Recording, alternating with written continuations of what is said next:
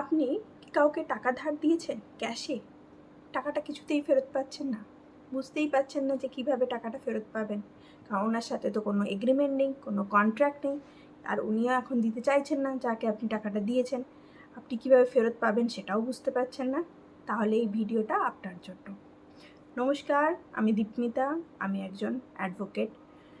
আজকের আমার আলোচনার বিষয় হচ্ছে যে আপনি যদি ক্যাশে টাকা ধার দিয়ে থাকেন কাউকে, তাহলে সেই টাকাটা কিভাবে পাবেন? যদি কোনো ডকুমেন্টেশন না থাকে, তার জন্য আপনাকে একটা ট্রিক্স করতে হবে।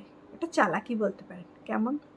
আপনি যাকে টাকা ধার দিয়েছেন তার সাথে আপনি মেলে কিংবা মেসেজে কিংবা হোয়াটসঅ্যাপে কনভারসেশন করবেন যে কবে টাকাটা দিয়েছেন, কতটা টাকা দিয়েছেন এবং উনি কবে টাকাটা ফেরত দেবেন বলেছেন, কেন দেননি, এইগুলো নিয়ে একটা কনভারসেশন করবেন।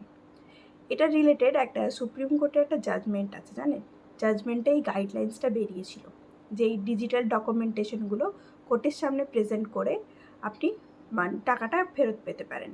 সেটা হচ্ছে গোয়েল ভার্সেস স্টেট অফ গুজরাটের একটা মামলা, যেখানে সুপ্রিম কোর্ট বলেছে যে এই ধরনের যদি ক্যাশে কোনো ট্রানজ্যাকশন হয়ে থাকে যেটার কোনো রকম কোনো ডকুমেন্টেশন নেই, সেই ধরনের ক্ষেত্রে আপনি ওই হোয়াটসঅ্যাপ কিংবা মেল কিংবা টেক্সট আপনি যদি কনভারসেশনটা রাখতে পারেন কিংবা সেটা স্ক্রিনশট রাখতে পারেন, সেটা যদি কোর্টের কাছে প্রেজেন্ট করার মতো হয়, তাহলে কিন্তু আপনি আপনার টাকাটা ফেরত পেতে পারেন।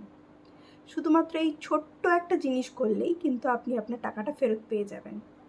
তাই যদি কোনো রকম কন্ট্রাক্ট না করে, কোনো রকম যদি ডকুমেন্টেশন না থেকে যদি আপনি কোনো টাকা ট্রানজ্যাকশান করে থাকেন ক্যাশের থ্রু, তাহলে কিন্তু আপনি এই একটা ছোট্ট কাজ করে কিন্তু আপনি আপনার পুরো টাকা ফেরত পাবেন, উইথ কম্পেনসেশন মানিও ফেরত পেতে পারেন। মানে এই যে আপনি এতবার হ্যারাস হয়েছেন, তার জন্য কিন্তু আপনি কম্পেনসেশনও পেতে পারেন।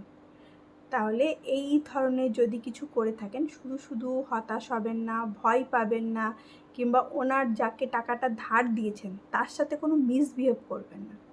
তার সাথে মিসবিহেভ না করে আপনি কিন্তু কোর্টের থ্রু এই রকমভাবে আপনার টাকাটা ফেরত পেয়ে যাবেন। এই ধরনের যদি কোনো লিগ্যাল টিপসের প্রয়োজন হয়, তাহলে কিন্তু আপনি আমাকে মেসেজ করতে পারেন।